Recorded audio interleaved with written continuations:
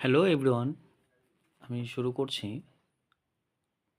24-30 একটি ক্যানভাসের উপর একটি ন্যাচারাল বিউটিফুল একটি পেন্টিং। পেন্টিংটি আমি প্রথমত পেন্সিলের সাহায্যে ড্র করে নিলাম। ড্র করার পর জেসো ব্যবহার করেছিলাম। তারপরে অ্যাক্রিলিক কালার আমি ফার্স্ট কোটটা আমি দিয়ে নিচ্ছি।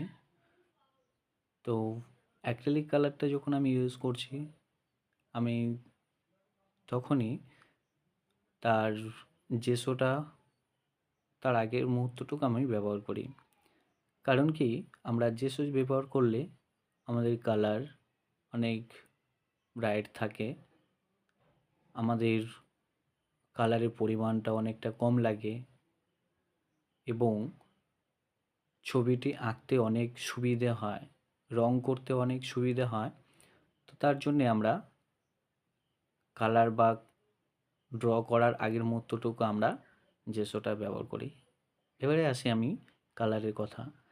কালারগুলো যেমন আমি করছিলাম, তখন কালারের মিশ্রণটা কোথাও কোথাও মনে হচ্ছিল হয়নি। বেশ কয়েকটা জায়গায় আমি খুব তাড়াতাড়ি করে আসছিলাম বলে ছেড়েই রেখেছিলাম। যেহেতু আমি অনেক সুন্দর একটি ছবি চুজ করেছিলাম, তো সেক্ষেত্রে ছবিটি আমার করার জন্য একটু উৎসাহ ছিল, তাই আমি কালারগুলো করছি। তো সেই মুহূর্তটুকু বেশ কিছু জায়গা আমার খুব খুব খুব ভালো লাগার জায়গা তৈরি করেছিল, যার জন্যে আমি কালার করার জন্য কোনো রকম আর পিছু পা ভাবিনি। কালার করছি তো করছি, নিজের মনের মতো করে তুলি চালাচ্ছি। কারণ এটা ফিল হয় তখনই যখন কোনো ছবির প্রতি বা কোনো বিষয় আমরা করছি, তো সেক্ষেত্রে নিজেদের চিন্তাভাবনা ওখানে অ্যাপ্লাই করব এটাই ভেবে। তো সেক্ষেত্রে আমারও অসুবিধা হয়নি, আমিও তার জন্য কালার করছি, মনের আনন্দে তুলি যেমনটা চালাচ্ছি, তেমনি ছবিটা খুব তাড়াতাড়ি হচ্ছিল। তো যখন আমি ফার্স্ট কোট, যেহেতু আমি অ্যাক্রিলিকে চাপাচ্ছি, তো সেক্ষেত্রে বেশ কিছু জায়গায় যখনই আমি ধরছি পুরো কমপ্লিট করেই আসছি একসাথে। বাট কিছু কিছু জায়গায় যেহেতু অ্যাক্রিলিকের কালারের উপরে আমি করছি, তো রং বেরোচ্ছে, আবার চাপা পড়বে, তো এইটাই তো হবেই। তো এর জন্য আমি কোনো রকম অন্য কোনো ভাবনার চিন্তা রাখিনি, কালার করছি। তো সেই ফিল নিয়ে কালার করতে করতে আমি এক পর্যায়ে খাওয়া দাওয়ার কথাই ভুলে গেছি। কন্টিনিউ কালার করার জন্য এত আনন্দ হচ্ছিল, ফলে আমি কোনো রকম কোনোভাবে ছেড়ে উঠতে পারছি না। আর এই ছবিটি যখন করছিলাম, তখন প্রায় দুপুর হয়ে গেছে, খাওয়া দাওয়ার টাইম। তো সেক্ষেত্রে খাওয়া দাওয়ার কথাও ভুলে গেছি, প্রায় অনেক বেলা করেই খাওয়া হয়েছে। তা অসুবিধে নেই, সেক্ষেত্রে আমার ছবিটা মোস্ট ইম্পর্টেন্ট। তো সেক্ষেত্রে ছবিটা নিয়ে একটু বেশি ভেবেছিলাম, তো যার জন্যে আমার কাজটি অনায়াসে করতে সাহায্য পেল, মনের দিক দিয়ে অনেক উৎসাহ পেলাম। তো সেক্ষেত্রে আমি কালার চাপাচ্ছি, কী কী কালার চাপাচ্ছি সেইগুলো আর বেশি ডিটেলস বলছি না, কারণ যেহেতু হাতে কলমেই আমি দেখাচ্ছি, তো সেক্ষেত্রে বেশি কালার নিয়ে বলাটাও ঠিক হবে না। আমি শুধু ব্রাশ নয়, এছাড়াও এই যে আমরা এই সাইকেলের যেই সিটটায় বসি, সেই সিটের নিচে যেই স্পঞ্জ থাকে, সেইগুলো পুরনো সাইকেলের থেকে বের করানো, সেই রকম কিছু দিয়েও আমি এখানে কালার করছি। আর কালারের মিশ্রণটা একদম ডিটেলিংস ধরে একটা একটা পার্ট টু পার্ট আমি কাজ করছি। যখনই মনে হচ্ছে কোথাও একটু কালার কমতি হয়ে গেছে, তো সেক্ষেত্রে সেই জায়গাটায় বেশি ফোকাস যাচ্ছিল। তার জন্যে সেই জায়গাগুলো বারবার আমি হাত দেওয়ার সত্ত্বেও আমার মনটা যেন ওই দিকে বেশি কেড়ে নিয়ে যাচ্ছে, যে এটাকে ঠিক করতেই হবে, এটার লাইনটা ঠিক রাখতে হবে, এই কালারটা ঠিক আসছে না। তো এই জায়গাগুলো যখন বারবার আমার ভেতরের মানুষটা ফোকাস দিচ্ছে, তো সেক্ষেত্রে সেই ছবি আর কি খারাপ হতে পারে। তো এই নিয়ে এই ছবিটিকেও আমি খুব তাড়াতাড়ি এগিয়ে চলেছি।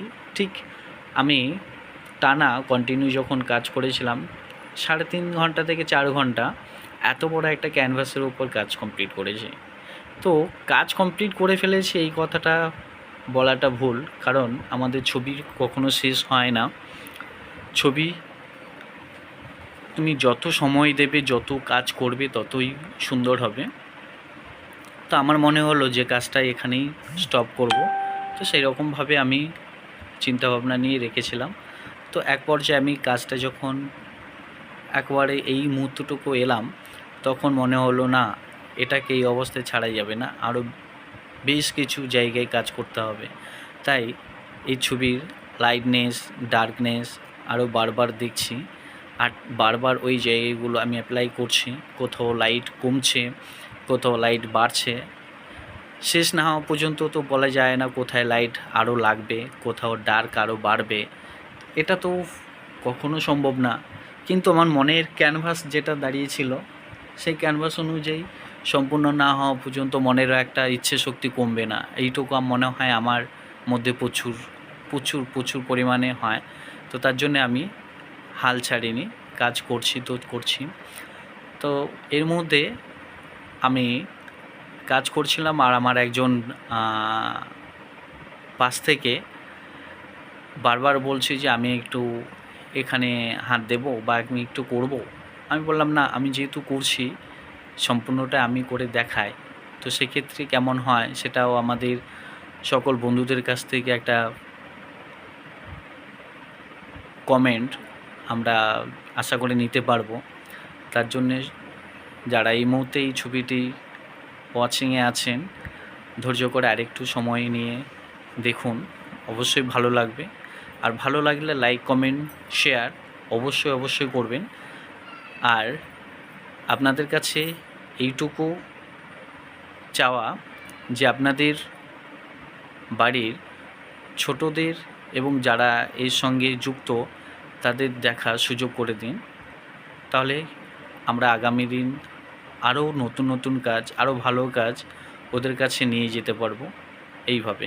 তো কাজটি করছি, তো সেই মুহূর্তটুকু শুধু ডার্কনেসটাই করে গেছিলাম। তারপরে মনে হলো এই ছবিটার এই জায়গাগুলো, যেহেতু পেছনে সূর্য আছে, সূর্য ডুবছে সেই অবস্থায়, ফোকাস যেহেতু উপর দিকটাই, তো সেক্ষেত্রে একটু লাইটনেস বাড়বে। আর পাশ থেকে দেখতে পাচ্ছেন একজন ডিস্টার্ব করছে, যে কিনা বারবার ছবি তোলার জন্য আগ্রহী, মানে ব্যাকুল হয়ে পড়ছে। তো তুলে নিল, আমার কিছু করার নয়, সেই জায়গাটুকু আমি তুলিটুকু ভালো করে ধরতে পারিনি, বাট ছবি তোলার জন্য ব্যস্ত।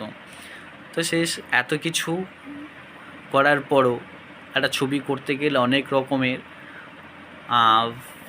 সমস্যাও আসে। সমস্যা বলতে আমাদের আশেপাশে যে পরিবেশ তৈরি হয় আঁকার সঙ্গে সঙ্গে, সেইটুকু তো আমরা সবসময় পাই না। তো যতটুকু পাই ততটুকুর মধ্যে আমাদের মানিয়ে নিয়ে চলতে হয়। তো কাজটি এইখানে আমি এইরকমভাবে কাজ করছিলাম যে ডার্কনেস, লাইটনেস একটু বাড়িয়ে দেখছিলাম কোন কোন জায়গাগুলো আর একটু ধরতে হবে। তো সেই জায়গাগুলো আমি এই যে করে নিচ্ছি।